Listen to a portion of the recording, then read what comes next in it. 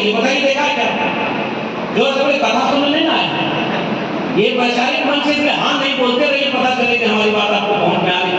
अरे भाई दुनिया में कोई क्या आपने पढ़ा जिसमें संविधान बदलने के लिए चुनाव पे लड़ रहा हो? भारत में हुआ कि नहीं हुआ? 2024 का चुनाव लड़ा गया इस बात में कि नहीं कि 400 पार ताकि संविधान बदलना है, जोड़िए। अरे भाई जोर से बोलिए, लड़ा गया ना। मैं तो धन्यवाद देता हूँ उत्तर प्रदेश की जनता का, और उसमें भी पिछड़ों, दलितों, अल्पसंख्यकों का, कि उनके गुरूर को तोड़ने का और संविधान को बचाने का काम उत्तर प्रदेश वालों ने किया है। और इस बात के लिए आपको मैं बधाई देता हूं, क्योंकि अगर पूर्ण बहुमत की सरकार इस बार बन रही होती तो आपको लगता है कि संविधान कहीं से बचा होगा? मैं एक बात और कहूं, हम लोग तो विश्वविद्यालय में पढ़े पढ़ाए, असल बात यह है कि संविधान वैसे भी कुछ बचा नहीं है। संविधान को भीतर से खोखला कर दिया गया है। चुनाव आयोग को शिकायत की जाती है कि आपका चुनाव निष्पक्ष नहीं हो रहा। लोकतंत्र की सबसे बड़ी चीज क्या होनी चाहिए? बाबा साहब ने कहा कि एक व्यक्ति एक वोट और एक वोट की एक कीमत होनी चाहिए। ये बोला था, डालने का अधिकार ही ना हो, आपको जब वोट डालने का अधिकार ना हो, आप अपना वोट गिनवा न पाओ, आप अपना वोट डाल न पाओ, बताओ संविधान बचाए क्या? और आप बताओ उत्तर प्रदेश के लोगों को अपना चुनाव कैसे होता है, हमसे बेहतर आप जानते हो। क्या पुलिस प्रशासन के अधिकारियों का ये काम है कि कोटेदार और प्रधान के घर बैठ करके कहा जाए कि अगर हमारे विरोधी का प्रचार करोगे तो तुम्हारे ऊपर फर्जी मुकदमा डाल देंगे? बताओ सच बात है, बताओ संविधान बचाए क्या? चुनाव लड़ने के लिए जाते हैं तो पिस्टल तान दी गई थी वोटरों के सामने। मैं तो उन मुसलमान महिलाओं को यहाँ से सलाम करता हूँ जिन्होंने पुलिस की बंदूक के सामने डरा नहीं और जाकर के अपने वोट देने की बात की। संविधान भीतर से खोखला कर दिया गया। शिक्षा संविधान देने का काम करता है। छत्रपति शाहू जी महाराज के इतिहास को और जानो मोहम्मदाबाद के लोगों, 1912 की बात है। छत्रपति शाहू जी महाराज, एक दो किस्सा बहुत अच्छा नीरज भाई बता गए। अपने वैचारिक साथी जब मंच बोलते हैं तो इसका फायदा होता है कि बहुत सारी बात आप दूसरे भाई कह चुके होते हैं तो बची खुची हम कह देते हैं। अब देखना यह है कि आप लोग कितना बचा के ले जाते हैं। छत्रपति शाहू जी महाराज का किस्सा सुनना, उन्होंने जो किस्सा बताया उससे अलग एक किस्सा और बताता। एक बार उनके दरबार में किसी ने एक व्यक्ति को बहुत मारा, दरबार के लोगों ने। शाहू जी तक बात पहुंची तो उन्होंने पूछा कि क्यों मारपीट हुई? उन्होंने कहा ये व्यक्ति यहाँ सार्वजनिक पानी पीने की जगह पर पानी पी लिया। तो उन्होंने कहा इसमें क्या गलती है? अरे साहब ये तो अछूत है, ये कैसे पानी पी सकता है वहां जहां हम पानी पिएंगे? शाहू जी को जब ये बात पता चली बहुत नाराज हुए, उन लोगों पर कार्रवाई की जिन्होंने ये काम किया। और उसके आगे का किस्सा सुनना, जिस नायक को आप याद कर रहे हो वो कितना बड़ा विचारों का था।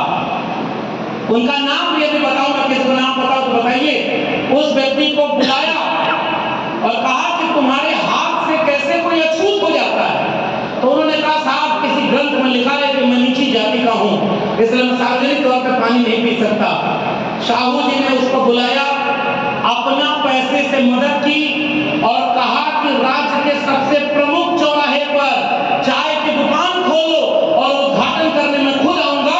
तुम्हारे हाथ से जो अछूत होते हैं और पूरे शहर को तुम्हारे हाथ से चाय पिलाऊंगा, तब देखो किसका धर्म बचता है, किसका रहता है। उनका नाम किसी को याद है तो बताइए जरा, आपका भी उम्र टेस्ट हो जाए। बताइए। नहीं, अरे जिसकी चाय की दुकान खुलवाई थी। हाँ देखिए किसी ने बताया, इन्होंने बताया। वैचारिक लोग जुटे होते हैं तो यहाँ फायदा इसका होता है।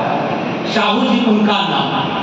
शाहू जी ने जो काम किया 1912 में प्राथमिक शिक्षा को अनिवार्य किया, 1917 में अपने राज्य के हर एक बच्चे को, याद रखिएगा उसके पहले पढ़ने का अधिकार सबको नहीं था।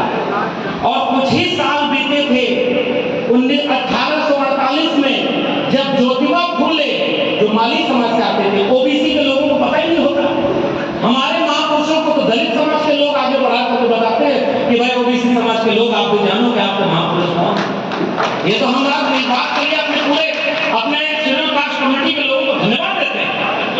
और याद रखना, उत्तर भारत में इन महापुरुषों को ले आने का काम एक एक शख्स ने किया था आजाद भारत में, जिनका नाम था मान्यवर कांशीराम। उन्होंने इन तमाम वैचारिक महापुरुषों को उत्तर भारत तक ले आने और पहुंचाने का काम किया।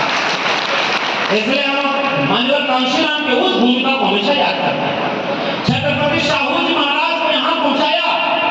याद रखना माताओं बहनों, आपको भी याद रहना चाहिए, ये जो पढ़ने का अधिकार आपको मिला, मुफ्त में मिल गया था क्या? अभी एक फिल्म आई थी फूले, कितने लोगों ने देखी? जरा हाथ उठाना। जो नहीं भी देखे होंगे हाथ उठा देंगे। कौन जा रहा है चेक करने? लेकिन अगर नहीं देखी हो तो एक बार देख लेना। और 14 अब देखिए, मैं जब आ रहा था तो हर्ष जी साथ में थे, तो मैंने कहा कि नरेंद्र जी के बारे में कुछ बताओ कि उन्होंने अपने इलाके में क्या क्या किया। तो बहुत राजनीतिक बात नहीं कहूंगा क्योंकि वैचारिक मंच है, राजनीति अलग चीज है। इन्होंने बताया कि इस इलाके में शिक्षा के लिए जितने विद्यालय और अस्पताल खोलने का काम नरेंद्र जी ने किया, इतना इस इलाके में और दूसरा किसी ने नहीं किया। ये बात हमको पता है। स्कूल कॉलेज विश्वविद्यालय के लिए हम इनको बधाई देना चाहते हैं। और अभी देखिए मंच से ये बात बताई गई कि 14 शो बुक करा के फूले फिल्म को दिखाने का काम इन्होंने किया। और जब लखनऊ में हमारे मंच पर आने वाले थे डॉक्टर आशुतोष वर्मा, उन्होंने भी लखनऊ में पूरा शो बुक करा के फिल्म दिखाने का काम किया। लेकिन याद रखना, आपको एक बात पता है कि नहीं, जब फूले फिल्म बनी और उसमें एक दृश्य दिखाया गया था कि जब ज्योतिबा फूले और सावित्रीबाई फूले शिक्षा देने जाती थी, माताओं बहनों आपने सुना, लड़कियों को पढ़ने का अधिकार नहीं था इस देश में। चिड़िया है हमारा देश, सोने की चिड़िया विश्व गुरु है, उनसे जाके पूछना, अगर लड़कियों को पढ़ने का अधिकार था तो सावित्रीबाई फूले को जब स्कूल पढ़ाने जाती थी तो उनके ऊपर गोबर, मैला और कचरा फेंका क्यों जाता था? ज्योतिबा फूले को अपने घर से निकाला क्यों गया? और पुणे और भिडेवाला के दीवारों पर बड़े बड़े पोस्टर लगा दिए गए कि ये जो ज्योतिबा फूले और सावित्रीबाई फूले हैं, ये धर्म के खिलाफ काम कर रहे हैं। काम खोल कर सुनिएगा, धर्म के खिलाफ काम। कौन सा? शिक्षा देना। समझ रहे कि नहीं? इतिहास बोल रहा हूं, 2-4 मुकदमा हो चुका है। और उत्तर प्रदेश में बोलने का एक मेडल जरूर ये होता है कि कभी भी आपके ऊपर मुकदमा हो सकता है। फर्जी मुकदमा सबसे ज्यादा देश में कहीं हो रहा है तो उत्तर प्रदेश में हो रहा है। लेकिन उत्तर प्रदेश के मुख्यमंत्री से मैंने कुछ सीखा हो न सीखा हो, एक बात जरूर सीखी है, कितना भी संगीत धाराओं में मुकदमा तुम्हारे ऊपर हो, अपना राज ले आओ और जब मुख्यमंत्री बन जाओ तो अपना सारा मुकदमा वापस करा लेना और डिप्टी सीएम का भी मुकदमा वापस करा लेना। क्योंकि हमें गलत नहीं बता रहे, इतिहास बता रहे हैं। तुम्हारा कैसा धर्म जिसमें दलितों को शिक्षा देने के लिए तुम गोबर फेंक रहे थे, तुम कचरा फेंक रहे थे, तुम सावित्रीबाई फूले के ऊपर 2 साड़ी लेकर के स्कूल जाती थी पढ़ाने के लिए। मतलब दलित पढ़े ना, महिलाएं शिक्षा ना पाए। और उस फिल्म में यही दृश्य दिखाया था। तो वहां के समाज, वहां के कुछ लोगों ने कहा कि, और उन्होंने उस फिल्म पर कैंची चलवाई। आपको पता है सेंसर बोर्ड ने उस फिल्म पर कैंची चला के बहुत सारे दृश्य बदलवा दिए, बहुत सारे डायलॉग चेंज करा दिए। आप रोक पाए क्या? जरा अपनी भी आलोचना सुनना। और जो नीरज भाई जितनी बात कहते गए, मैं दोहरा इसलिए रहा हूं कि उसको आचरण में ले आना। हमारी जाति की संख्या ज्यादा है तो जितने यादव जी लोग होते हैं उनको लगता है कि हमारा कौन शोषण करेगा। कुर्मी समाज के लोग होते हैं उनको अलग गुमान, जो कुशवाहा बरादरी के उनको अलग गुमान, और जिनकी तादाद कम है उनको झूठ बोल करके, उनको बरगला करके, उनको मंच दे करके उनको आप अपने से खिलाफ बनाए रखते। जरा बताओ कि आपके महापुरुषों का जब अपमान हुआ तो आप कितना उसका बदला ले पाए या कितना रोक पाए? फूले फिल्म पर कैंची चल गई, असली इतिहास भी आपको नहीं बताने दिया गया। और ज्योतिबा फूले ने जो शिक्षा की जोत जलाई थी, पढ़ाई के लिए विद्या बिना मति गई, मति बिना गति गया, गति बिना वित्त गया, वित्त बिना शूद्र गए, और एक अविद्या ने जाने कितने अन्याय अत्याचार कर दिए। हमारे महापुरुषों ने हमारे हाथ में हथियार नहीं पकड़ाए, हमारे महापुरुषों ने संघर्ष करके कुर्बानी दी ताकि हमारे हाथों में कलम और किताब आए, तब जाकर हम गुलामी से दूर होंगे और इस देश पर हमारा शासन होगा। और उस कलम और किताब को आगे बढ़ाने का काम छत्रपति शाहू जी महाराज ने किया। 1917 में प्राइमरी एजुकेशन को फ्री कर दिया और अनिवार्य कर दिया। छत्रपति शाहू जी महाराज, राजा क्या होता है सुनना